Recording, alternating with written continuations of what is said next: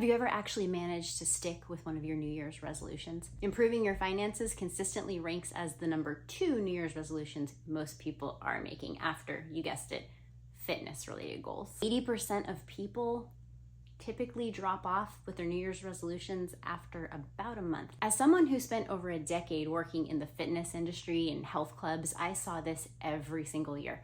January, we were selling memberships like crazy. Nobody could get equipment at the gym and my classes were packed. But once March rolled around, everything had kind of settled back to normal. I want you to be part of the 20% that actually keep going after January and hopefully succeed all year through. So today I'm going to give you 7 tips on how you can set those financial New Year's resolutions and actually stick with them and be better off for it at the end of the year. All right, my first tip is you need to do some resolving. We really want to get this done, so we need to have a plan in place and get that figured out before the year begins. These changes won't just happen magically. You need to have a plan. If you want to exercise more, how are you going to make that happen? Are you looking to get out of debt? Well, something has to change and you need to have a game plan to attack that debt. So resolve now, before the new year even starts, to come up with a plan. How are you already planning to make that happen? Something has to change. You aren't going to just magically get out of debt or drop 10 pounds. You have to actually have a plan. Set up now some systems and routines so that you'll have more success to hit your goal. Okay, so I'm not sure when you're watching this video, but my next tip is to just do it now. Don't wait until January 1st or Monday or your next budget. Just make the changes that you need to make now. There's no reason to let the calendar dictate what's going on or what you should do or when you should do it. If you see a goal that you want to set, if you see a change that needs to be made, just do it. Just do it now. Okay, so my next tip is, did you notice how in the last tip I said goal singular? It makes way more sense to set one New Year's resolution as opposed to multiple. Did you know most people set multiple New Year's resolutions every year? In fact, a recent Forbes study that I found says 45% of those who are setting New Year's resolutions will set at least 3 of them. Now you might say, if I set 3, I have a better chance of sticking to 1, right? I would argue it's the opposite.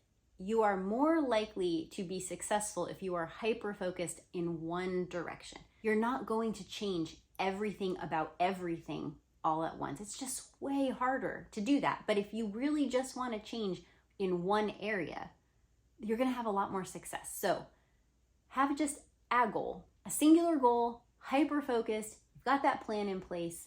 You're ready to get after it. You are going to increase your chances of success tremendously. Too many goals, that's just going to lead to failure and more discouragement. Here at It's All His, my goal is to provide you with encouragement and information and biblical truth along the way so that you will be more successful and have a better chance of hitting that goal that you set. So I'm going to link a video up here somewhere that tells you a little bit more about our channel. And if you like what we're doing, we'd appreciate a subscribe. All right, on to the 4th tip. Now, this one I think is huge, especially when it comes to financial goals, but that is have somebody that you are accountable to. Whether it's your spouse or a friend, have somebody that you are very transparent with about your struggles, about the goal that you've set, because you're going to need it when things get hard and when you want to quit. And you're going to want to quit sometimes. Let's just be realistic. Pick somebody who has a similar goal or is working really diligently on their own New Year's resolution and just agree to be that support system for one another. Somebody who can listen to you when you're struggling or who will pray for you. Just find that person or persons in your life who you can go to for accountability and then be open and honest. Share your struggles. Don't be ashamed when you mess up. Just find that accountability buddy. It's going to make all the difference in the world. You're more likely to be consistent and stay motivated if you know somebody else knows what you're doing and is going to ask you about it. And that leads into my 5th tip. Prepare yourself now while you're all excited and motivated that it isn't always going to be easy. I mean, we know that, right? It's why 80% of people can't stick with their resolutions past January. These types of changes are hard and temptation is real. So you have to be ready for what you're gonna do when you face that temptation, for when the hard times come, for when you wanna slip back into your old patterns and habits. You need to prepare for that before it actually happens so that it doesn't derail you. Don't kid yourself that it's not gonna happen. It's gonna happen. So what can you do? Maybe write yourself a little pep talk reminder note now, stick that somewhere, make it a note on your phone or like the screensaver. A Bible verse, if that would motivate and encourage you, have that handy and read over that often. Go to that when you need that encouraging reminder. Your accountability partner from the last tip, have them ready to remind you, and you can remind them of why you're doing it when you're tempted to fail or if you fail, so that you can just brush that aside and start afresh, remotivated, reinvigorated to hit your goals. And be prepared to actually fail. Not just be tempted to fail, but to actually do it. So if you made that impulse purchase, maybe you can just return it. Or if you can't return it for whatever reason, your next budget, start over. Don't let one mistake, one mess up the whole thing. You can do this. You have to just prepare yourself that you're probably going to fail sometimes. You're not always going to live up to the high standard that you've set for yourself. You're human, you're a sinner, you have struggles, and you need to prepare yourself for not letting failure just ruin everything. You don't have to just quit if you've messed up. You can dust yourself off and get back to it, right? Don't throw all the progress that you made away.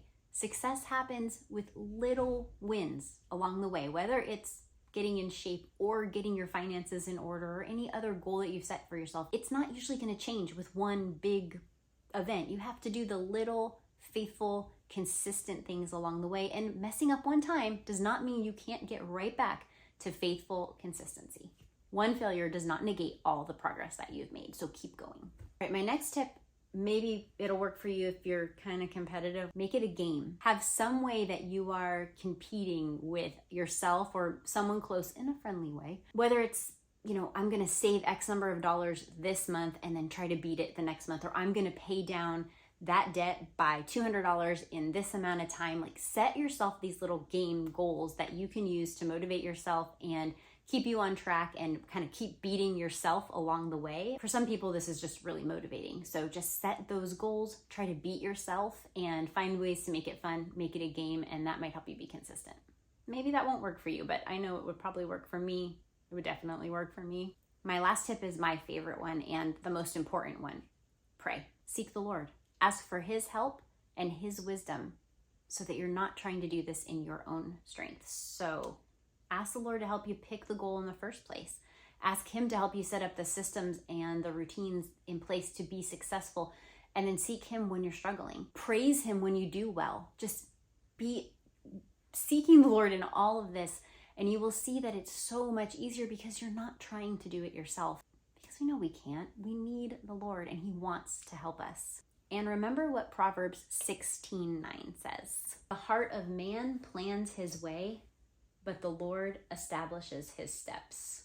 We might think we know exactly how things should go or what we need to do. And there's nothing wrong with making plans, but it's the Lord that directs our steps. We want His will over our own anyway, because His will is always going to be better.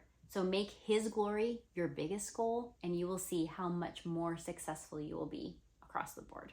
Trust Him to help you, because He will. Not sure how to get your finances in check for the new year? Need some help picking those goals? Check out this video, and we'll see you next time.